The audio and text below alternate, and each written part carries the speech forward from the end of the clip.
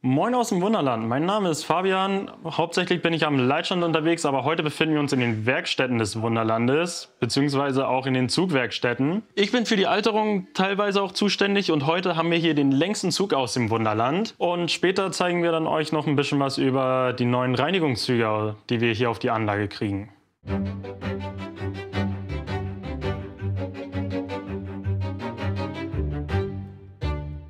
Ja, ich habe hier schon ein bisschen was vorbereitet. Als erstes starten wir meistens mit einem kleinen Ausdruck bzw. mit einer Recherche, wie die Züge in echt in der Welt aussehen. Dadurch habe ich mir halt jetzt mal ein paar Inspirationen genommen. Die kommen ja immer schön blanko aus einer Verpackung raus.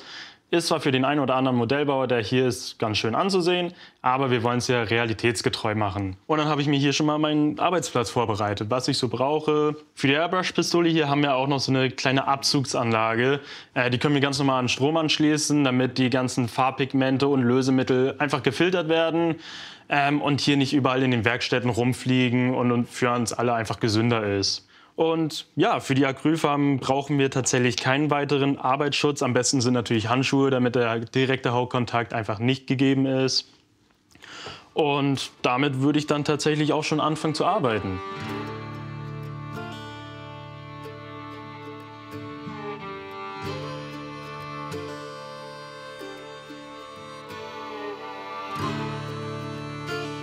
Schaut man einfach, wo sich der Staub und der Flugrost sich einfach schön absetzt. Das heißt hier um die Auspuffrohre, um die Ventile, um das Ganze.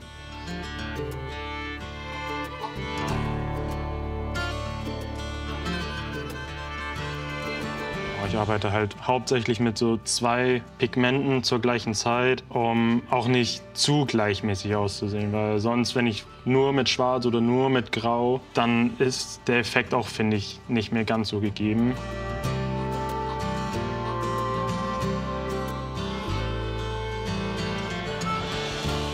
Dann sieht man jetzt auch schon einfach hier oben drauf diesen grauen Staub einfach, der sich jetzt schön draufgelegt hat. Auch hier an den Ausdünstungen hat einfach viel mehr Tiefe dadurch bekommen. Jetzt allein schon durch so einen kleinen Schritt.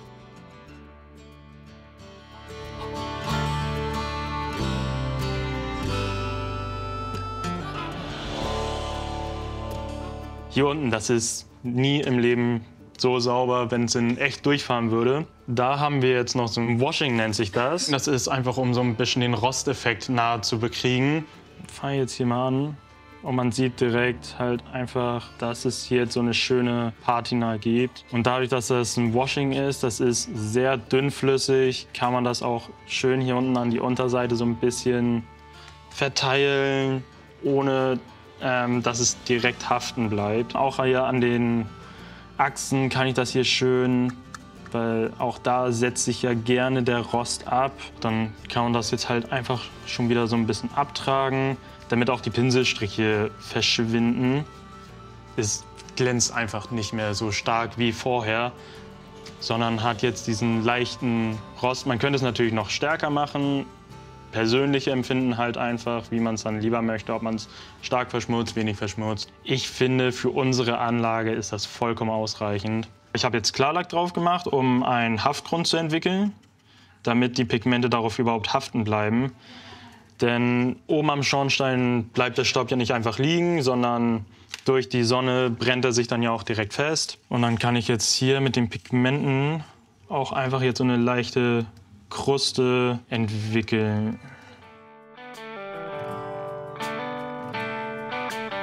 So, jetzt bin ich mit der Lok soweit zufrieden, aber ein Zug ist ja nicht nur eine Lok, sondern da gehören ja auch Waggons dazu.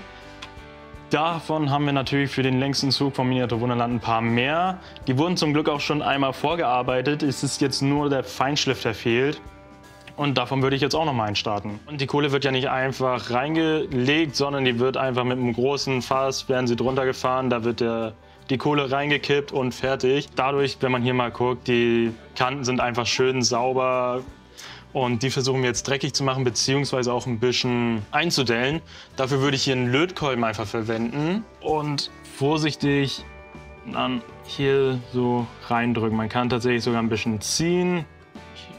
Kanten ein bisschen angleichen, damit es nicht zu gewollt einfach aussieht.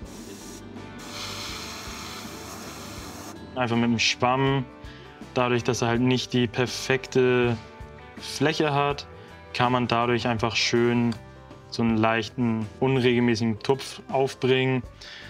Dadurch wirkt es einfach schon mal ein bisschen verteilt.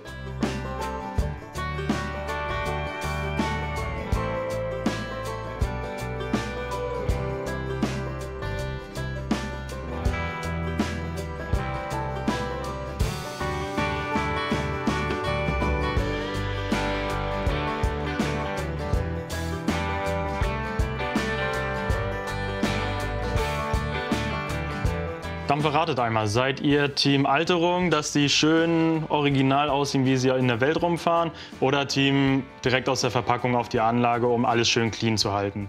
Schreibt das gerne in die Kommentare und ich würde jetzt weiter zu Lennart geben, der euch noch ein bisschen was über die Reinigungszüge erzählt, die neu auf die Anlage kommen. Ja, moin, ich bin Lennart aus der Lokwerkstatt. Ich habe mich mal im Laufe der Zeit darum gekümmert, dass wir uns neue Staubsaugerwagen bauen, da die alten mittlerweile zum einen ziemlich alt sind, nicht wartungsfreundlich sind und auch nicht wirklich mehr gut saugen. Genau, das ist so ein altes Modell. Wir haben hinten 2 Motoren verbaut, wir haben einen Filter drin und vorne eben eine Kammer für Dreck. Sind wie ein normaler Staubsauger zu Hause auch vom Prinzip her aufgebaut. Wir haben einfach einen Einlass, dadurch wird der Dreck aufgesogen und dann liegt er eben im Staubsauger. Wie schon gesagt, die funktionieren nicht ganz so toll, dementsprechend haben wir mal neue konstruiert.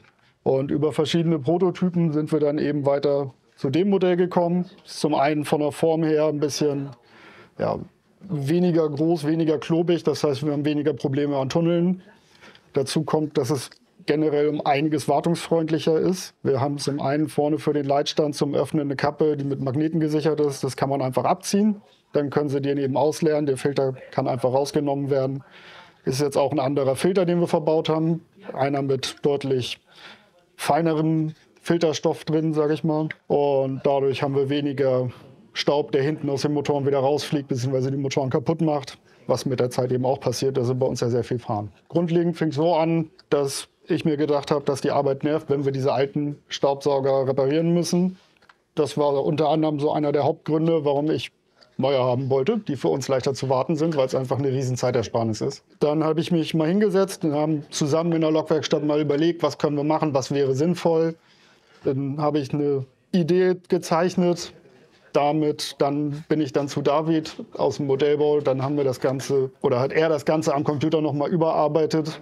Und wir sind zu diesem Ergebnis gekommen. Ja, wir hatten dazwischen 4 Prototypen, die wir gefahren haben, um eben möglichst an das beste Ergebnis ranzukommen, was wir für unsere Verhältnisse, unsere Ansprüche so, denke ich mal, geschafft haben. Wir bauen jetzt natürlich auch nicht nur einen davon, sondern gleich 30 Stück, die wir auf unseren Bahnen fahren. Bauen tun sie jetzt nicht wir in der Lokwerkstatt, sondern das macht Lara aus der Zugwartung. Wir hoffen, dass wir die so schnell wie möglich irgendwie an den Start kriegen, dass wir die alten aussortieren können und eben die neuen nutzen. Ich hoffe, dass wir sie in 2 Wochen auf der Anlage haben und die dann fahren und für uns sauber machen.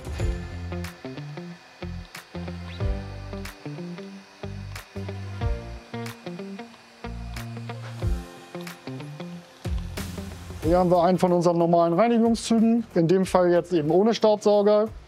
Generell wollen wir natürlich, dass in jedem unserer Reinigungszüge ein Staubsauger mitfährt, einfach damit wir die Anlage möglichst sauber halten. Je mehr Dreck auf der Anlage ist, umso mehr geht kaputt, umso mehr hat der Leitstand zu tun und wir in der Werkstatt. Dementsprechend bauen wir den jetzt mit ein und dann fährt er und macht hoffentlich viel sauber.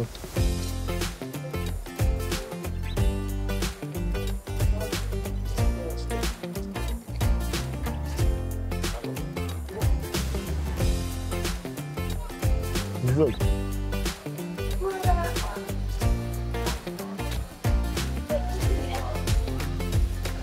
Ja, ich hoffe, euch hat das Video gefallen. Wir hatten auf jeden Fall viel Spaß daran, diese Sauger zu konstruieren, zu bauen. Vielleicht seht ihr sie ja dann mal auf der Anlage, wenn ihr hier seid. Sind natürlich deutlich dezenter als die alten, aber immer noch relativ auffällig.